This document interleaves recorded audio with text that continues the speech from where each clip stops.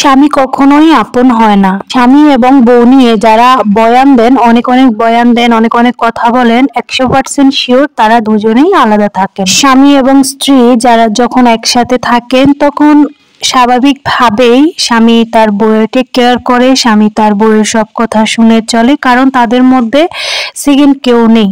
কিন্তু যখন তারা পরিবারের সাথে থাকে তখনই ওই বউদেরকে তুচ্ছ তাচ্ছিল্য করে, অবহেলা করে। তাহলে আমি আপনাদেরকে একটা কাহিনী বলি, আপনারা শুনতে থাকেন। আমি ভীষণ অসুস্থ ছিলাম। একটু হাঁটাচলা করলে বা ভারী কোনো কাজ করলে কিংবা যখন আমি রান্না বান্না করতে যেতাম তখনই আমার ভীষণ শ্বাসকষ্ট হতো। কখনো কখনো অজ্ঞান হয়ে ওখানেই পড়ে যেতাম। আমার কোমরের ব্যথা ছিল অনেক, সেজন্য অনেক সময় দেখা যেত দাঁড়িয়ে দাঁড়িয়ে রান্না করতে পারতাম না, অনেক বেশি কষ্ট হতো। প্রায় 26 দিনের মতো আমি প্রচন্ড অসুস্থ ছিলাম। তারপর এক সময় দেখা গেছে যে আমি বিছানা ছেড়ে উঠতেই পারি না, এইরকম হয়ে গেছিলাম। এমন তো অবস্থায় আমার স্বামী আমাকে অনেক বেশি যত্ন করত এবং রান্না বাড়াও করতে দিত না। সে প্রতিটা কাজেই আমাকে অনেক বেশি হেল্প করত।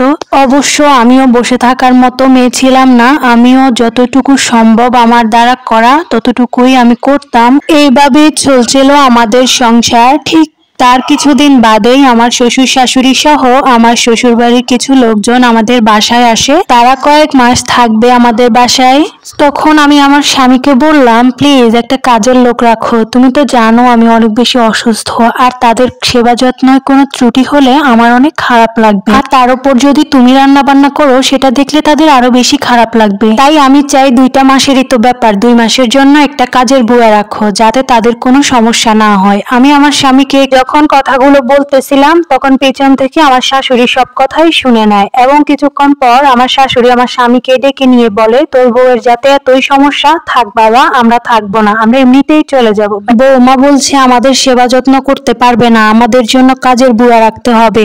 কাজের বুয়া রাখার কোনো দরকার নেই বাবা, আমরা তোদেরকে এত কষ্ট দিতে চাই না, আমরা চলে যাব। এখনকার বউদের ঢং দেখলে বাঁচি না বাবা, শ্বশুর শাশুড়ি বাসায় আসলেই নাকি তারা অসুস্থ হয়ে পড়ে, তাদের নানান ধরনের বাহানা শুনতে হয় শাশুড়িদেরকে। আমরাও তো এরকম সংসার করেছি, তাই না বাবা? দেখ, তোর 4টা পুপু ছিল, আমি কি কখনো তোর পুপুদেরকে অবহেলা করেছি? আমরাও তো সংসার করেছি, শ্বশুর শাশুড়ির সেবা যত্ন করেছি। তারা আসলে কি কখনো দেখেছিস আমাকে নারাজ হতে? আমি কি তাদেরকে রান্না বাড়া করে খাওয়াইনি, তাদের যত্ন নেইনি? কখনো দেখেছিস কোনো কাজের বাহানা দিয়ে কাজ থেকে ফাঁকি দিতে? এই কথাগুলো বলে আমার শাশুড়ি মুখ ভার করে ওখান থেকে চলে গেলেন। তারপর আমার স্বামী আমাকে বলে উঠল, দেখো সুমি, মাত্র 2 মাসের তো ব্যাপার, কাজের বুয়ার কোনো প্রয়োজন নেই, তুমি চেষ্টা করো, তুমি চেষ্টা করলে ঠিকই পারবে। আর আমার কাছে এখন বুয়া রাখার মতো যথেষ্ট পরিমাণ টাকা পয়সাও নেই, আর সেটা আমার জন্য যথেষ্ট লস মনে হয়েছে, তাই তোমার কাজটা তোমাকেই করতে হবে।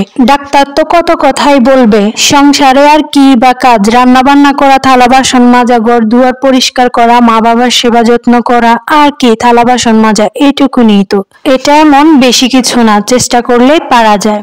আমার ভাবতেই অবাক লাগে, এই কি আমার সেই স্বামী, যেই স্বামী কিনা কয়েকদিন আগেও আমাকে বিছানা থেকে উঠতে দিত না, প্রতিটা কাজেই আমাকে হেল্প করতো, চাইতো যাতে আমি কোনো কাজই না করি। এটাই হচ্ছে পার্থক্য শ্বশুর শাশুড়ি নিয়ে একসাথে সংসার করা আর স্বামীকে নিয়ে আলাদা সংসার করার মধ্যে। স্বামী যখন আলাদা থাকবে তখন বউয়ের প্রতি টান দেখাবে, ভালোবাসা দেখাবে, সবকিছুই। কিন্তু যখন মা বাবার সাথে থাকবে, একটা কথা মনে রাখবেন, তার মা বাবার থেকে বেশি গুরুত্বপূর্ণ কিন্তু আপনি না। তখন আপনি অসুস্থ হন আর যাই হন, আপনার সংসারের কাজ আপনাকেই করতে হবে এবং মেনে নিতে হবে তার সমস্ত অবহেলাকে।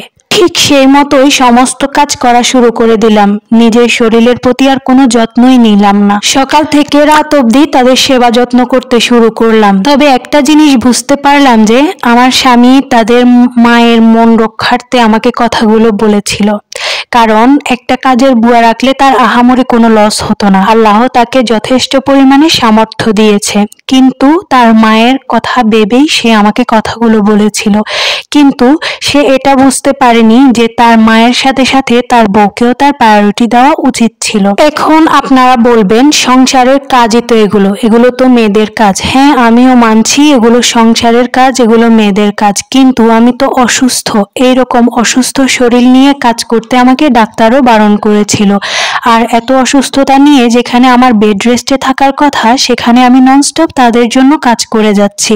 এতে করে আমার কোনো আফসোস নেই, আফসোস শুধু ওই জায়গায় যেই স্বামী আমাকে বিছানা থেকে উঠতে দিত না, আজকে তার রক্তের মানুষের জন্য, তার পরিবারের জন্য আমাকে সে ননস্টপ কাজ করিয়ে যাচ্ছে।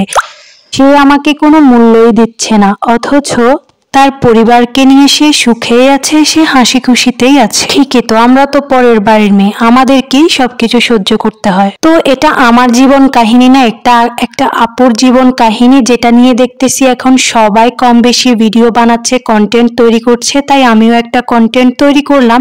আশা করি আপনাদের ভালো লাগবে। তবে আমার কথা হচ্ছে, সব শ্বশুর বাড়ি এক না, আবার সব স্বামীও এক না। কিছু কিছু স্বামী ভালো আছে, আবার কিছু কিছু স্বামী খারাপও আছে, শ্বশুর বাড়ির লোকজনও খারাপ আছে।